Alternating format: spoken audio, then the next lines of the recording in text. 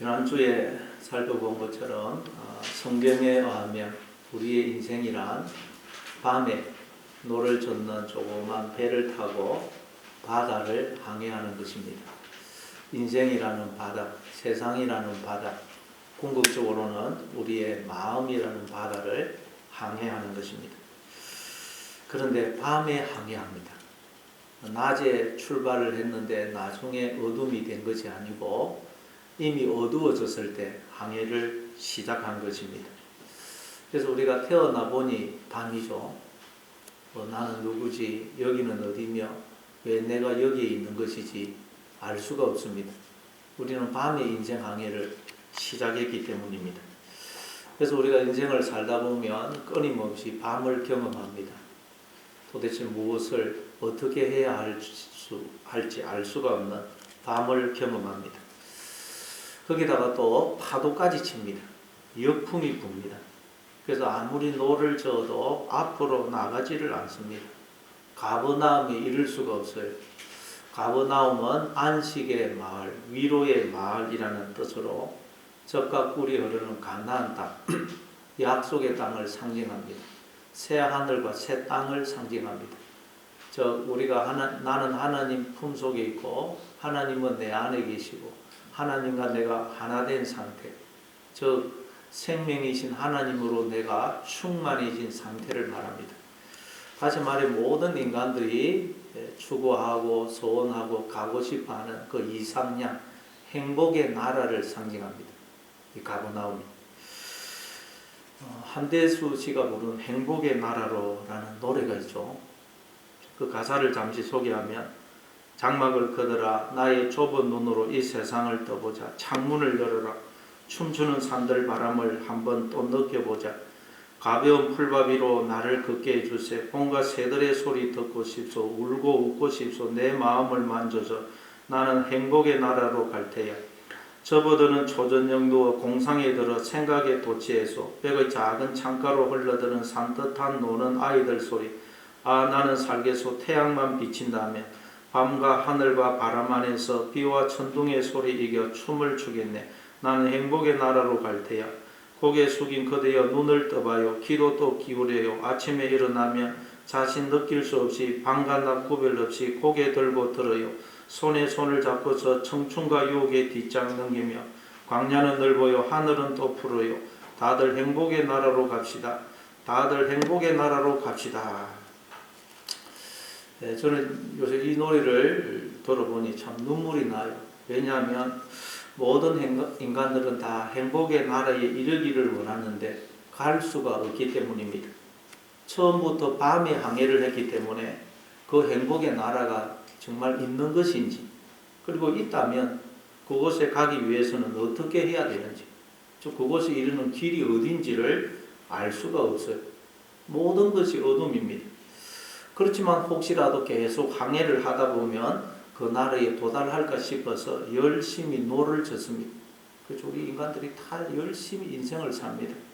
그런데 돌풍이 붑니다. 역풍이 불어요. 그래서 아무리 노를 저어도 앞으로 나가지를 않습니다.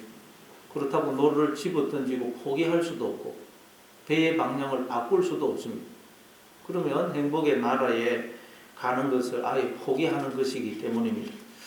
그래서 열심히 노를 젓지만 역풍 때문에 앞으로 전혀 나가지는 않고, 그래서 이러지도 못하고 저러지도 못하는 상태가 바로 하나님을 떠난 모든 인간의 상태인 것입니다.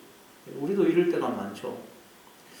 그래서 전에 그 TV에 보니까 한대수 씨가 나왔는데 인터뷰하면서 이런 말을 합니다.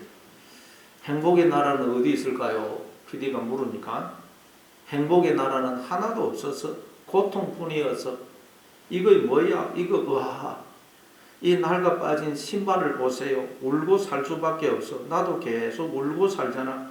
우리 집 꼬라지 지금 봤잖아. 태어날 때부터 저주받아서 우리는 웃고 살 수가 없어. 그래서 자꾸 행복의 나라니 기쁨이니 사랑이니 평안이 그걸 찾는 거라고 그래요. 참 이 한대수 씨의 그 인생도 보니까 파란만장합니다. 48년생으로 지금 우리나라 나이로 73살인데 몇 년 전에 보니까 젊은 부인과 사는데 부인은 알코올 중독이에요. 그래서 뭐 살림도 못 살고 애도 못 키워서 그 한대수 씨가 일도 하고 애도 키우고 그래요. 그 집이 정리가 안 돼서 엉망입니다. 이 한대수 씨도 행복의 나라에 이르고자 열심히 항해를 했지만 이르지를 못했던 것입니다. 왜냐하면 우리는 다 밤에 항해를 했기 때문에 그곳이 어딘지를 모를 뿐만 아니라 역풍이 불어서 아무리 노를 저어도 전혀 앞으로 나가지를 않기 때문입니다. 그래서 인간들이 다 행복의 나라는 없더라. 행복의 나라는 없다. 그러나 성경은 우리에게 행복의 나라가 있다고 그래요. 하나님 나라가 있다는 것입니다. 그리고 누구든지 그 하나님 나라에 들어갈 수가 있다는 것입니다. 그럼 그 행복의 나라, 즉 하나님 나라는 어디에 있는 것이며 어떻게 하면 그 나라에 들어갈 수 있을까요? 오늘 본문은 거기에 대한 이제 제 2탄입니다. 자, 그럼 여러분 행복의 나라, 즉 하나님 나라는 어디에 있는 것이며 어떻게 해야 우리가 그 하나님 나라에 들어갈 수 있는지 우리가 본문을 통해서 살펴보도록 하겠습니다. 자, 한번 22절 오늘 본문 22절부터 24절까지 한번 읽어보겠습니다. 22절부터 24절 같이 읽습니다. 시작. 이튿날 바다 건너편에 서 있던 무리가 배 한 척 외에 다른 배가 거기 없는 것과 오직 예수께서 제자들과 함께 그 배에 오르지 아니하시고 제자들만 가는 것을 보았더니 그러나 디베라에서 배들이 주께서 축사하신 후 여럿이 떡 먹던 그곳에 가까이 왔더라. 무리가 거기에 예수도 안 계시고 제자들도 없음을 보고 그 배들을 타고 예수를 찾으러 가버나움으로 갔어. 네, 지금 이 내용은 예수님이 행하신 오병이어의 기적 사건과 계속 이어지는 내용입니다. 예수님이 보리떡 5개와 물고기 2마리로 5,000명을 먹이고도 12바구니가 가득 차는 기적을 행하셨습니다. 그런 다음 예수님은 제자들로 하여금 배를 타고 갈릴리 바다를 건너 가버나움으로 가게 하셨습니다. 그리고 예수님은 홀로 산에 가서 기도하시죠. 그걸 무리들이 본 것입니다. 그래서 무리들이 그걸 보고 예수님은 오늘 이곳에 계시는 것이구나. 아마 예수님은 내일 가버나움으로 가실 모양이구나. 그럼 우리가 내일 아침 일찍 배를 가지고 와서 예수님을 모시고 우리가 함께 가버나움에 가면 되겠구나 하고 생각을 한 것입니다. 그래서 다음날 아침 일찍 무리들이 그 디베라 마을에서 예수님이 기적을 행하셨던 그곳으로 배들을 몰고 온 것입니다. 근데 와보니까 예수님 거기 안 계세요. 아무리 찾아봐도 예수님이 안 보여요. 어젯밤에 분명히 배가 한 척밖에 없었고 예수님이 제자들만 그 배를 태워서 가버나움으로 가게 하셨고 예수님은 산에 가서 기도하러 산으로 갔었는데 제자들도 없고 예수님도 안 계신 것입니다. 그래서 무리들이 이상하다. 이게 어떻게 된 일인가 싶어서 혹시라도 이제 혹시 예수님이 가버나움에 계신가 싶어서 무리들이 배를 타고 가버나움으로 간 것입니다. 그래서 무리들이 배를 타고 가버나움으로 갔더니 어떻게 됐느냐. 그걸 한번 25절입니다. 25절 읽습니다. 시작.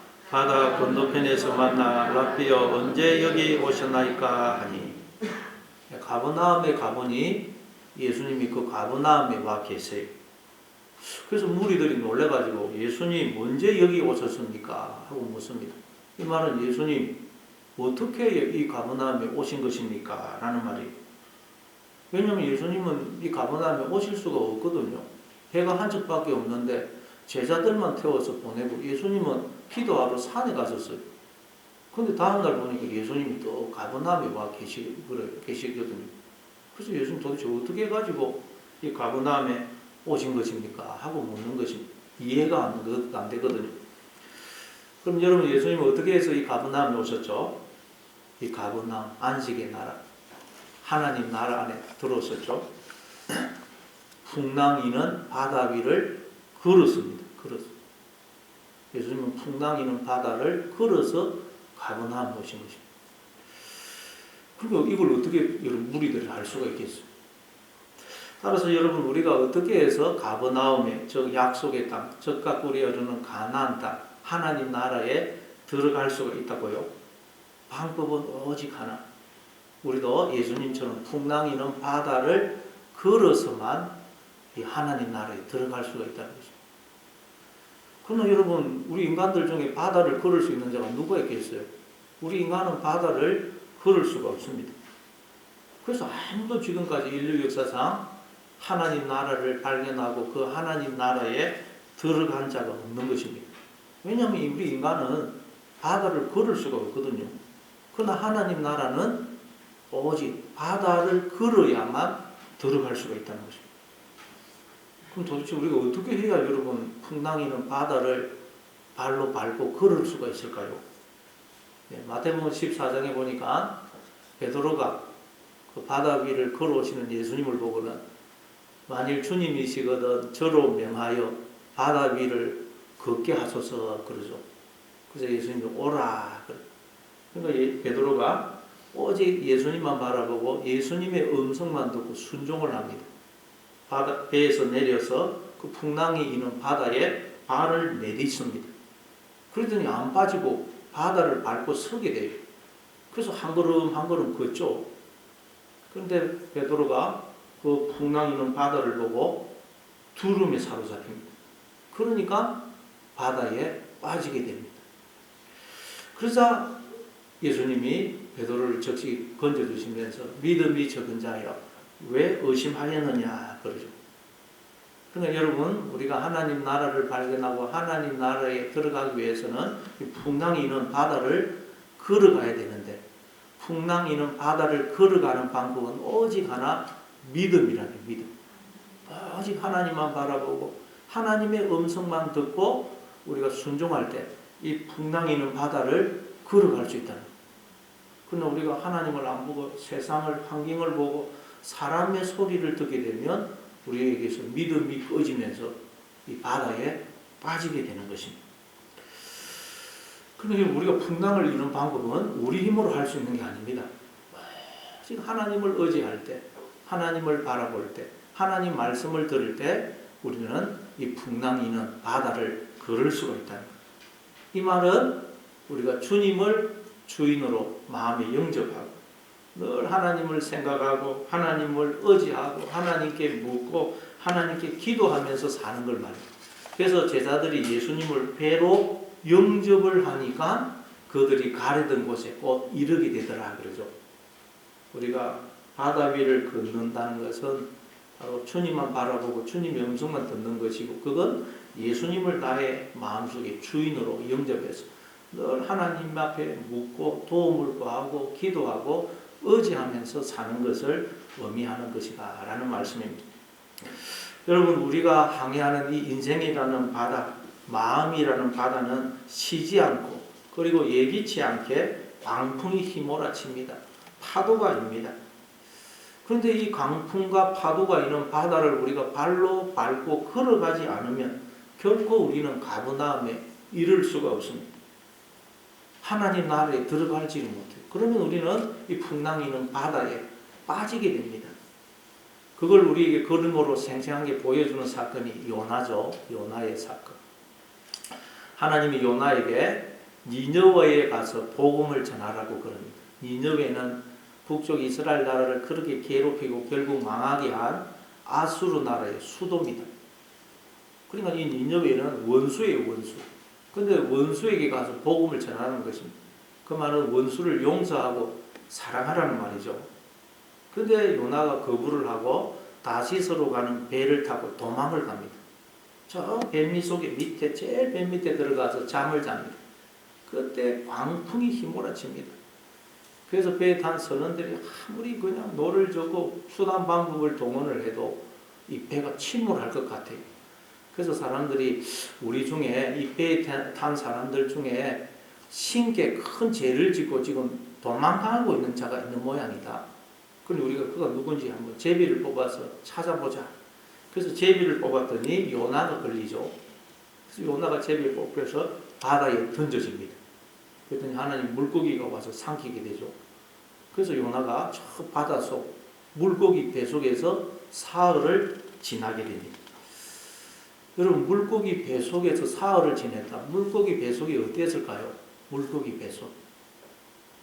물고기 배속이니까 거기에는 빛이라고는 하나도 없었을 것입니다. 물고기가 자꾸 바닷속으로 들어가니 바다에도 빛이 없는데 거기다가 물고기 배속이니 빛은 하나도 없는 완전한 어둠이었을 것입니다. 그리고 그 물고기가 이상한 걸 배에 삼켜가지고 배가 아프니까 저 바다 깊은 곳을 막 미친 듯이 달렸을 거예요. 그러니까 이 물고기 뱃속에 있는 요나는 어지럽고 얼마나 무서웠겠어요. 그리고 물고기 뱃속에 여러분 온갖 음식물이 그 물고기 뱃속에 있지 않습니까? 온갖 음식물. 그러니까 이 물고기 물고기 위가 움직일 때마다 요나는 그 온갖 음식물과 범벅이 되는 거예요. 버무려지는 것입니다. 그 음식물. 그러니까 말하자면 한마디로 똥통에 빠진 것입니다. 또 그 뱃속이니까 공기도 희박해가지고 숨쉬기도 힘들었을 것입니다. 그리고 물고기 배에서 그 소화액이 자꾸 나와가지고 요나의 피부가 허물허물해졌을 것입니다. 한마디로 지옥인 것입니다. 여러분 우리가 파도 치는 바다를 발로 밟고 걸어가지 않으면 우리도 바다에 빠져서 이런 삶을 살게 된다는 거예요. 실제로 우리가 이런 삶을 살 때가 너무 많죠. 두려움의 바다, 염려의 바다, 절망의 바다, 미움과 분노의 바다에 빠져서 이런 삶을 살 때가 너무 많습니다. 그럼 우리가 어떻게 할 때 이 바다에서 빠져나올 수 있다고요? 이 바다를 밟고 걸어갈 수가 있느냐? 바로 하나님께로 돌아올 때, 회개할 때, 기도할 때. 그래서 요나서를 보면 요나서 2장 전체가 요나의 회개 기도로 이루어져 있죠. 요나서 2장 전체가 요나의 회개 기도입니다. 그래서 요나서 2장 1절 2절에 보면 요나가 물고기 뱃속에서 그의 하나님 여호와께 기도하여 이르되 내가 받는 고통으로 말미암아 여호와께 불러 아뢰었더니 주께서 내게 대답하셨고 내가 서울의 뱃속에서 부르짖었더니 주께서 내 음성을 들으셨나이다. 그리고 2장 9절에 보면 나는 감사하는 목소리로 주께 제사를 드리며 나의 서원을 주께 갚겠나이다. 구원은 여호와께 속하였나이다 하니라. 여호와께서 그 물고기에게 말씀하시매 요나를 육지에 토하니라. 어떻게 해서 바다에서 나올 수 있느냐? 물고기 뱃속에서 나올 수 있느냐? 바다를 걸어갈 수 있느냐? 바로 요나가 하나님을 찾고 하나님 앞에 기도하고 하나님을 의지했더니 그 물고기 뱃속에서 나오게 되는 것입니다. 풍랑이는 바다를 걷게 되는 것입니다. 우리가 이 바다에서 빠져나오는 방법, 풍랑이는 바다를 걸어갈 수 있는 방법 오직 하나밖에 없습니다. 우리 힘으로는 할 수 없습니다. 오직 하나님을 붙들고 하나님을 의지하고 하나님께 기도할 때 우리는 이 풍랑이는 바다를 걸어갈 수가 있는 것입니다. 사도행전 27장에도 보면 그 제수로서 로마 황제 가이사에게 재판을 받으러 이제 밧줄에 묶인 채 사도 바울이 알렉산드리아호라는 배를 타고 이제 그 지중해를 건너서 로마로 갑니다. 근데 가는 중에 유라굴로라는 광풍을 만납니다. 그래서 이 배에 탄 선원들이 배를 가볍게 하기 위해서 배의 도구들, 짐들을 바다에 던집니다. 그런데도 여러 해 동안 해도 별도 보이지 않고 소망이 안 보여요. 그래서 이제 배에 탄 모든 사람들이 이야 이제 우리는 죽었구나 하고 절망에 빠져 있어요. 왜냐하면 그들의 오랜 경험과 또 이 그들이 가진 지식에 하면 이런 상태에서는 희망이 없다는 것을 알았기 때문에 다시 말해 그들은 우리의 힘으로는 풍랑이는 바다를 걸어갈 수가 없다는 것입니다. 그래서 절망에 빠져 있는데 그때 제수로 밧줄에 묶여있던 사도 바울이 일어나서 이렇게 이야기를 합니다. 사도행전 27장 22절부터 26절까지 보겠습니다. 사도행전 27장 22절부터 26절 같이 읽습니다. 시작. 내가 너희를 권하노니 이제는 안심하라. 너희 중 아무도 생명에는 아무런 손상이 없고 오직 배뿐이리라. 내가 속한 받고 내가 섬기는 하나님의 사자가 어젯밤에 내 곁에 서서 말하되 바울아 두려워하지 말라. 내가 가이사 앞에 서야 하겠고 또 하나님께서 너와 함께 항해하는 자를 다 내게 주셨다 하였으니 그러므로 여러분이여 안심하라. 나는 내게 말씀하신 그대로 되리라고 하나님을 믿노라. 그런즉 우리가 반드시 한 섬에 걸리리라 하더라. 그 배에는 항해의 전문가인 선장을 비롯해서 수많은 선원들이 있습니다. 그들의 오랜 경험과 연륜과 지식에 의하면 이제 살아날 희망이 없어요. 이 태풍 속에서, 이 강풍기 속에서 벗어날 방법이 없어요. 즉 우리 인간의 힘과 지혜로는 절대 이 풍랑이 이런 바다를 걸을 수가 없습니다. 그래서 이제 죽었구나 낙심을 하고 있어요. 근데 제수로서 밧줄에 묶여있던 사도 바울은 일어나더니 아니라는 거예요. 우리는 얼마든지 이 풍랑이 있는 바다를 걸어갈 수가 있다는 것입니다. 즉 하나님이 우리와 함께 하시기 때문에 우리는 아무도 안 죽는다는 것입니다. 하나님이 그렇게 말씀하셨다는 것입니다. 그러니까 사도 바울은 지금 바다 위를 걷고 있는 거 홀로. 그래서 두려움이 없어요. 그래서 예수님이 베드로를 건져주신 것처럼 이 사도 바울도 바다 위를 걸으면서 바다에 빠져들어가고 있는 사람들을 건져내주고 있는 것입니다. 우리도 여러분 모든 사람들이 지금 바다에 빠져 있습니다. 우리도 빠질 때가 많습니다. 그러나 여러분 우리가 오직 하나님을 바라보고 하나님을 의지하고 하나님께 기도함으로 이 바다 위를 걸어갈 뿐만 아니라 주변에 수많은 사람들이 다 바다에 빠져들어가고 있는데 그들을 건져내시는 하나님의 사람이 다 되시기를 바랍니다. 우리가 인생을 살다 보면 바다에 빠질 때가 많습니다. 두려움과 불안의 바다, 염려와 근심의 바다, 낙심과 절망의 바다, 외로움과 고독의 바다, 미움과 분노의 바다에 빠질 때가 많습니다. 왜 그렇습니까? 나와 함께 하시는 하나님을 우리가 잊어버리기 때문입니다. 하나님을 보지 않으면 빠집니다. 하나님의 주권과 섭리를 우리가 믿지 못하면 그냥 빠져들어가는 것입니다. 그래서 우리가 내가 계획하고 생각했던 일이 내 뜻대로 안 되면 그냥 불안해하고 절망하고 낙심합니다. 하나님을 우리가 잊어버리면 그래요. 누가 나를 반대한다 싶으면 그냥 미움과 분노의 바다에 빠집니다. 그래서 우리는 늘 가버나움에 이르지를 못합니다. 그때 우리는 여러분 하나님을 바라보고 하나님께 기도하고 말씀을 붙들어 먹으러 그 파도가 있는 바다를 밟아야 돼요. 파도를 꾸짖어야 됩니다. 시편 42편 11절입니다. 시편 42편 11절 같이 읽습니다. 시작. 내 영혼아 내가 어찌하여 낙심하며 어찌하여 내 속에서 불안해하는가. 넌 하나님께 소망을 두라. 나는 그가 나타나 도우심으로 말미암아 내 하나님을 여전히 찬송하리로다. 이 시편 기자도 인생을 살아가면서 마음이라는 바다에 끊임없이 그 하나님 없는 생각이라는 풍랑이 파도가 일어났던 것 같아요. 불안과 두려움이라는 파도, 낙심과 절망이라는 파도가 일어났던 것 같아요. 그래서 그냥 두려움에 휩싸여서 그 바다에 빠져들어갔던 것 같습니다. 그때 시편 기자는 하나님의 말씀을 기억하고 자신의 마음이라는 바다를 향하여, 즉 자신의 마음이라는 바다 속에서 일어나는 그 하나님 없는 생각, 부정적이고 불신앙적인 생각이라는 파도를 향하여 꾸짖는 것입니다. 예수님이 파도를 향하여 꾸짖었죠. 우리도 여러분 우리의 마음이라는 바다에서 부정적이고 불신앙적인 생각이라는 파도가 계속 일어납니다. 일어나는 건 어쩔 수 없어요. 그러나 그걸 꾸짖어야 돼요. 꾸짖어. 그걸 자꾸 동조해가지고 파도가 커지도록 내버려 두면 우리는 빠지게 됩니다. 빠지게. 자꾸 우리는 하나님을 기억하고 하나님을 붙들고 기도함으로 마음속에서 일어나는 그 부정적이고 불신앙적인 생각이라는 파도를 꾸짖어야 돼요. 지금 그래서 시편 기자가 꾸짖고 있는 거예요. 파도를 향하여 꾸짖고 있는 거예요. 자, 로마서 5장 8절입니다. 로마서 5장 8절 같이 읽습니다. 시작. 우리가 아직 죄인 되었을 때에 그리스도께서 우리를 위하여 죽으심으로 하나님께서 우리에 대한 자기의 사랑을 확정하셨느니라. 우리가 죄인 되었을 때, 즉 하나님을 알지 못하고 하나님을 떠나 하나님의 원수로 행했을 때, 그때 그리스도께서 우리를 위하여 죽으심으로 하나님이 지금 우리를 얼마나 사랑하고 계시는지를 보여주신 것입니다. 즉 하나님은 아무 자격 없는 우리를 당신의 생명을 전부를 주시기까지 사랑하고 계신다는 것입니다. 로마서 8장 32절입니다.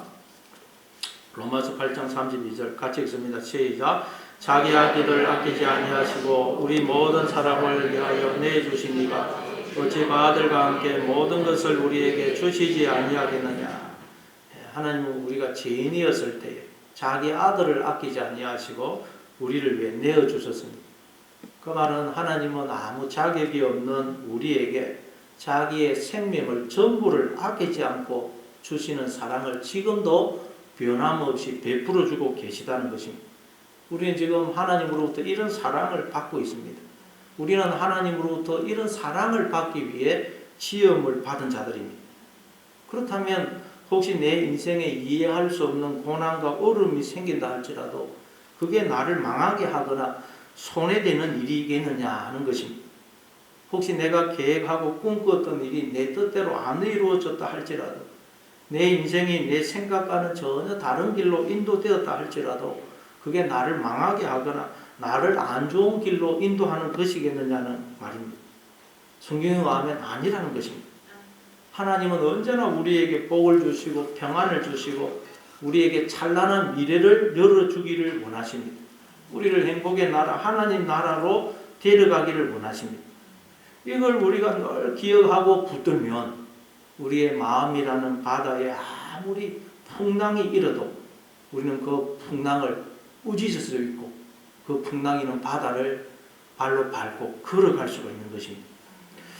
여러분 마음이라는 바다에서 이 부정적이고 불신앙적인 그 풍랑이 파도가 계속 일어날 때마다 말씀과 기도로 그 풍랑을 꾸짖으시는 여러분 되시기를 바랍니다. 그 꾸짖어야 되는데 꾸짖어야 내버려 두면 안 되고 우리가 파도를 꾸짖을 수 있는 유일한 방법 파도가 있는 바다를 발로 밟고 걸어갈 수 있는 유일한 방법은 하나님을 바라보고 하나님을 의지하고 하나님께 기도하고 하나님 말씀을 붙들고 하나님과 동행하는 것입니다. 그 외에는 우리가 이 파도를 꾸짖을 수 없고 파도가 있는 바다를 걸어갈 수 있는 방법이 없다는 거예요. 네. 저도 참 지금 뭐 늘 여러 번 말씀드렸지만 참 그동안 저의 삶을 가만히 생각해보면 바다에 빠져 있을 때가 너무 많았다는 걸 요즘 깨닫게 됩니다. 그래서 제가 요즘 참 하나님 보면 눈물이 나요. 참 눈물로 그래서 기도하니까 야 조금씩 이 바다를 걷게 되는 그런 경험을 하고 있습니다. 우리 힘으로는 절대 이 바다를 걸을 수 없습니다, 여러분. 하나님을 바라보고 하나님을 의지하고 말씀 붙들고 기도하심으로 풍랑 있는 바다를 걸어가시는 여러분 다 되시기를 바랍니다. 26절 오늘 또 26절을 한번 읽어보겠습니다. 26절 같이 읽습니다. 시작. 예수께서 대답하여 이르시되 내가 진실로 진실로 너희에게 이르노니 너희가 나를 찾는 것은 표적을 본 까닭이 아니고 떡을 먹고 배부른 까닭이로다. 우리들이 예수님께 예수님 어떻게 이곳에 오셨습니까? 하고 물었어요. 말하자면 예수님은 어떻게 해서 하나님 나라를 발견하고 그 하나님 나라를 사실 수 있는 것입니까? 하고 물은 것입니다. 물론 무리들은 그런 의미로 물은 것은 아니지만 지금 성경은 무리와 예수님의 대화를 통해서 그 진리를 우리에게 지금 설명을 하고 있는 것입니다. 그랬더니 예수님은 내가 진실로 진실로 너희에게 이르노니 너희가 나를 찾는 것은 표적을 본 까닭이 아니고 떡을 먹고 배가 부른 까닭이다. 그렇게 말씀을 합니다. 얼핏 보면 너무 매정하고 쌀쌀한 대답 같아요. 야 너희들 대단하다. 이렇게 아침부터 나를 찾아오더니 정성이 가득하구나. 그렇게 칭찬을 해주실 수도 있는데 너희들이 나를 찾아온 것은 표적을 본 까닭이 아니고 떡을 먹고 배가 불렀기 때문이다. 그렇게 말씀하세요. 요한복음은 기적, 이적을 특별히 표적이라는 단어로 바꾸어서 설명을 하고 있다 그랬죠. 표적. 표적이 헬라어는 세메이움, 영어로는 사인이라는 뜻이에요. 사인. 예를 들어서 화살표 사인이 있고 밑에 화장실 적혀 있으면 그 말은 화살표가 가리키는 방향으로 가면 화장실이 있다는 뜻이죠. 그게 표적입니다. 표적. 근데 예수님이 행하신 오병이어의 기적은 그런 표적이라는 것. 뭔가 실체를 우리에게 가리키고 있는 사인이라는 사인. 그런데 지금 예수님은 오병이어의 표적을 통해서 우리에게 뭔가 실체를 지금 가리키고 있는데 무리들은 화살표만 보고 화살표가 가리키는 실체는 못 보고 있다는 거예요. 그럼 여러분 예수님이 이 오병이어의 표적을 통해서 우리에게 가리키고 있는 건 뭐겠어요? 바로 하나님 나라입니다. 하나님 나라. 다시 말해 예수님에 의하면 우리는 이미 하나님 나라 안에 들어와 있다는 거예요. 우리는 하나님의 품속에 하나님의 은혜와 사랑과 복주심과 인도하심 속에 있다는 거예요. 하나님이 끊임없이 우리에게 생명의 떡을 은혜와 사랑과 복을 넘치도록 부어주고 계시다는 거예요. 그래서 지금 다 모든 인간들이 이렇게 생명과 복을 누리며 살고 있다는 것입니다. 근데 우리가 마음으로 하나님을 떠나고 하나님을 몰아내고 내가 나의 주인이 머리가 되므로 우리가 소경이 되고 기머거리가 되고 깨닫는 마음이 없어져서 그걸 모르고 있다는 거예요. 화살표를 보면서 그 화살표가 가리키는 실체를 못 보고 있다는 거예요. 하나님이 내려주시는 생명의 떡을 먹고 살면서도 그 생명의 떡을 내려주시는 하나님을 발견을 못하더라는 것입니다. 하나님 나라 안에 행복의 나라 안에 들어와 있으면서도 소경이 되어서 그 하나님 나라를 못 보더라는 것입니다. 그래서 인간들이 하나님이 어디 있어 그러죠. 신이라는 것은 인간들이 만들어낸 거야. 그러고 있어요.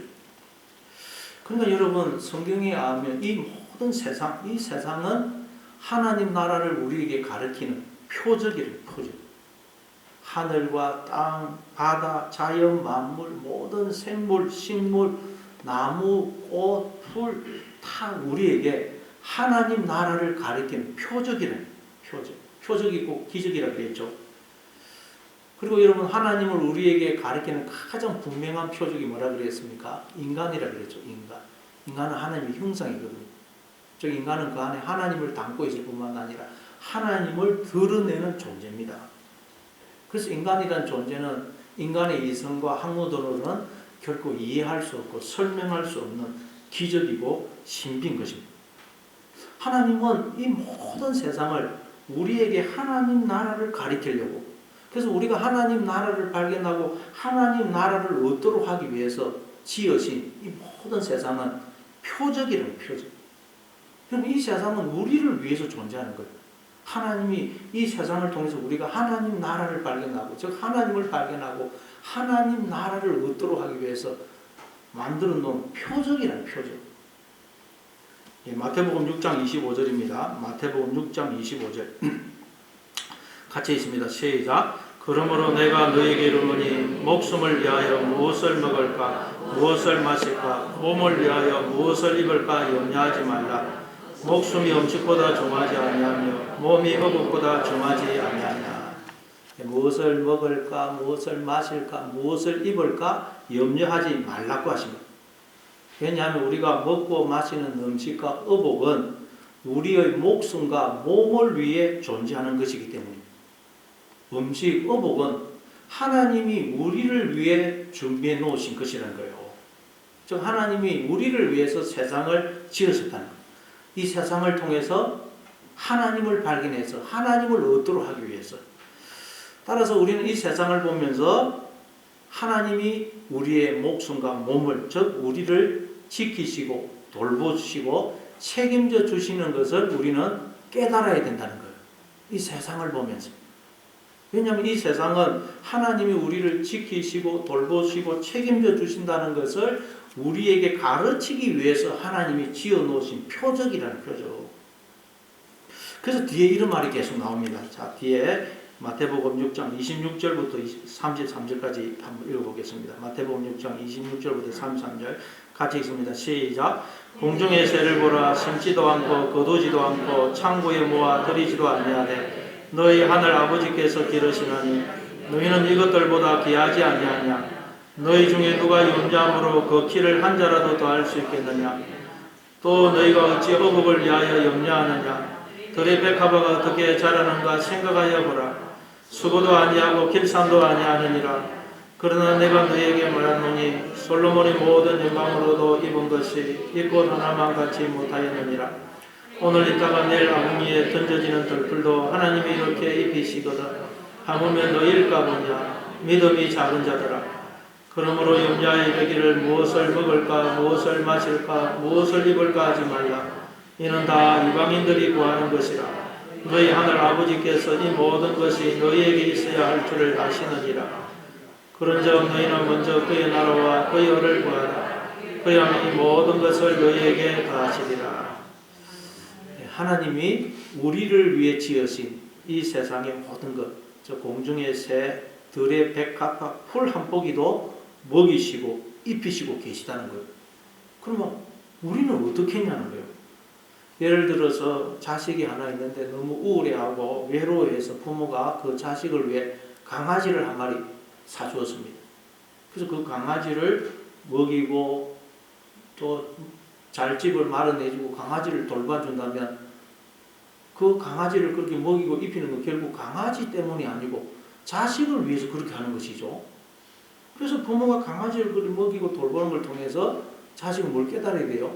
아, 부모님이 나를 위해서 저렇게 하는구나. 나를 저렇게 사랑하시고 나를 돌봐주고 계시구나. 그걸 깨달아야 된다는 거예요. 마찬가지로 하나님 우리를 위해서 이 세상을 지었었어요. 그래서 그 세상에 있는 공중의 새, 풀 한 포기, 꽃 한 포기 먹이고 입히는 걸 보면서 아, 하나님이 나를 저렇게 먹이시고 지키시고 돌봐주고 계시구나 하는 것을 우리는 깨달아야 된다는 거예요. 공중의 새를 보면서 들의 풀을 보면서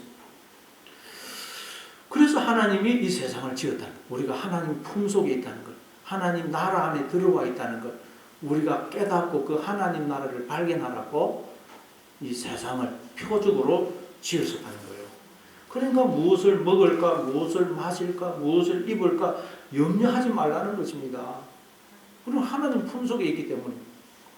염려하지 말라 그러면서 왜 염려하지 말라 그래요? 첫째는 염려는 아무 소용이 없기 때문이라 그래요. 염려한다고 키가 한 자나 안 자라듯이 염려한다고 해서 아무 상황이 변화가 안 된다는 거예요. 그래서 염려할 필요가 없다는 것입니다.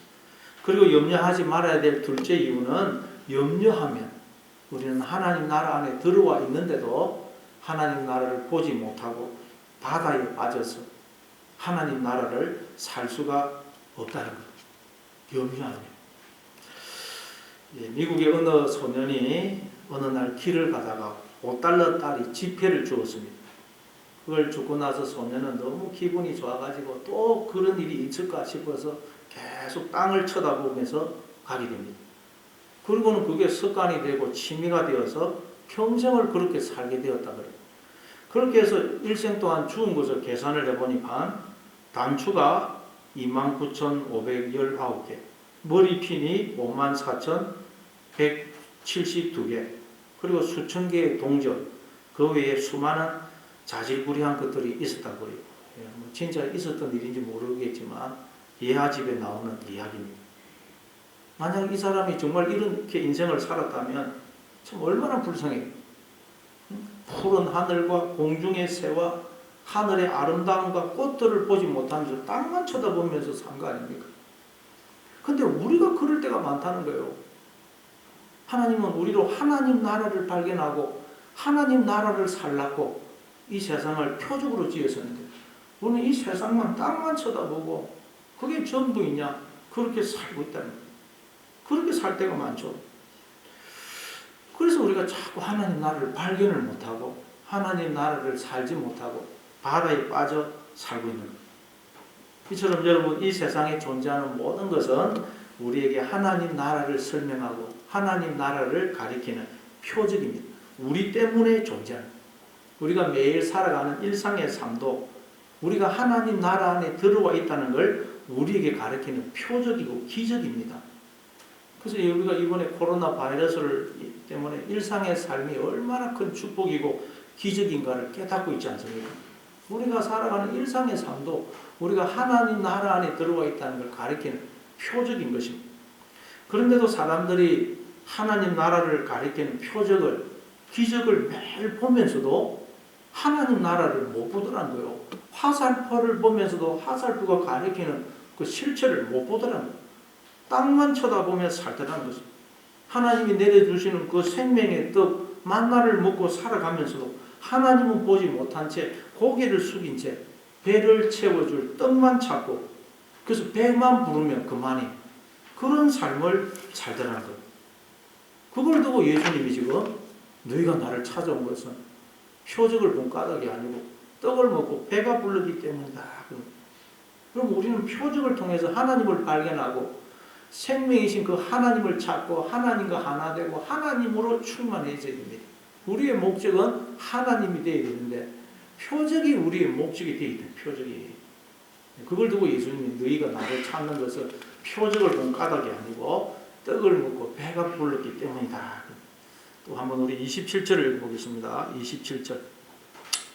27절 있습니다. 시작. 썩을 양식을 위하여 일하지 말고 영생하도록 있는 양식을 위하여 하라. 이 양식은 인자가 너희에게 주리니 인자는 아버지 하나님께서 인치신 자니라. 썩을 양식이 나오고 영생하도록 있는 양식이 나옵니다. 근데 이건 원래부터 썩을 양식이 따로 있고 영생의 양식이 따로 있는 게 아닙니다. 하나님은 우리에게 오직 생명의 양식, 영생의 양식만 내려주세요. 근데 우리가 하나님을 떠나서 내가 나의 주인이 되고 머리가 되어서 하나님 없는 생각을 하면, 부정적이고 불신앙적인 생각을 하면 하나님이 내려주시는 그 생명의 떡을 우리가 썩는 떡으로 바꿔버리는 것이 됩니다. 그래서 그 썩은 양식을 먹고 막 괴로워하는 거예요. 그러면 상한 음식을 먹으면 얼마나 배가 아픕니까? 장염에 걸리고 구토를 하고 잘못하면 병이 걸리고 죽습니다. 상한 음식 먹으면. 저도 중학교 때 제일 친한 친구가 떡집을 했는데 그래서 늘 저한테 떡을 갖다 줬어요. 제가 떡을 좋아하니까. 매일 떡을 갖다 줬는데 하루는 이 친구가 저한테 떡을 갖다 주려고 떡을 딱 이 비닐봉지에 쌓아뒀는데 여름이라 그게 상하였는데 그걸 저한테 줬어요. 약간 냄새가 나는데 그래도 먹을만 해서 그걸 제가 먹고 밤새도록 얼마나 고통을 당했는지 모릅니다. 배도 아프고 머리도 아프고 막 계속 구토하고 막 나중에 사람이 탈진이 되었습니다. 여러분 이처럼 어떤 음식을 먹느냐에 따라서 생명을 누릴 수도 있고 사망을 살 수도 있다. 근데 하나님은 우리에게 오직 생명의 떡, 생명의 양식만 줍니다.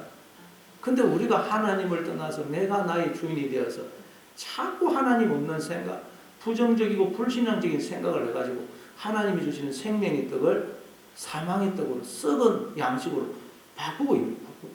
그래서 모든 인간들이, 하나님 떠난 인간들이 썩은 양식을 먹고 배가 아파가지고 괴로워하고 있는 거예요. 그 썩은 양식 먹으면 얼마나 배가 아프겠어요. 그래서 택시기사여 하니까 그 밤에 택시를 타는 취중 손님들이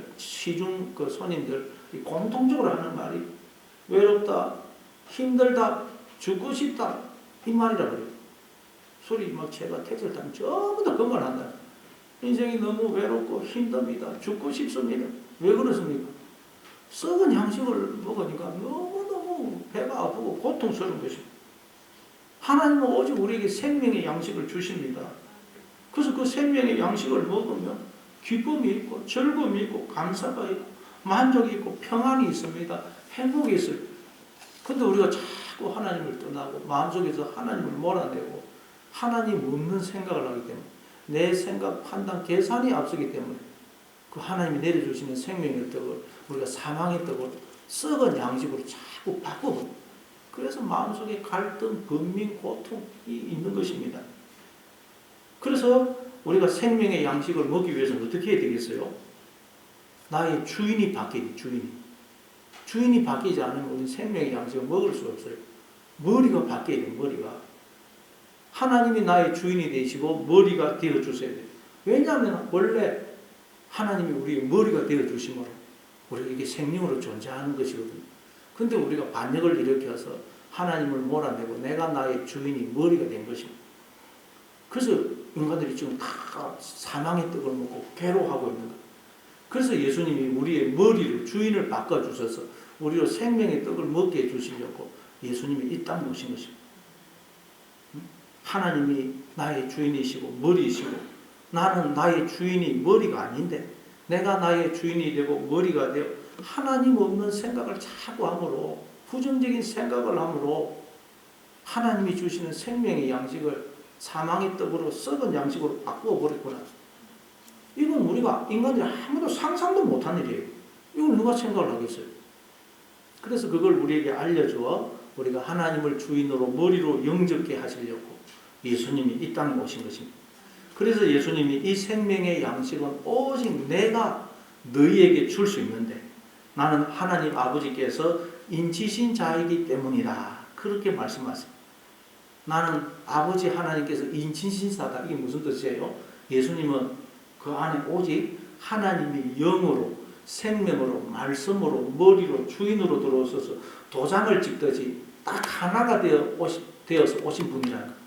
그래서 예수님은 늘 하나님을 생각하고 하나님을 의지하고 하나님께 기도하고 하나님 말씀에 순종하는 삶을 사심으로 예수님은 늘 생명의 떡을 먹으실 수가 있었다는 거예요. 그래서 우리도 예수님을 본받아서 예수님처럼 행할 때에 생명의 양식을 먹을 수가 있다는 거예요. 그걸 알게 해주시려고 예수님이 인치신자로 오셨어요. 인치신자. 자, 그게 28절, 29절입니다. 28절, 29절 같이 읽습니다. 시작. 그의 묻되 우리가 어떻게 하여야 하나님의 일을 하오리까? 예수께서 대답하여 이르시되 하나님께서 보내신 이를 믿는 것이 하나님의 일이니라 하시니. 우리들이 그 말을 듣고는 우리가 어떻게 해야 하나님의 일을 할 수 있습니까? 묻습니다.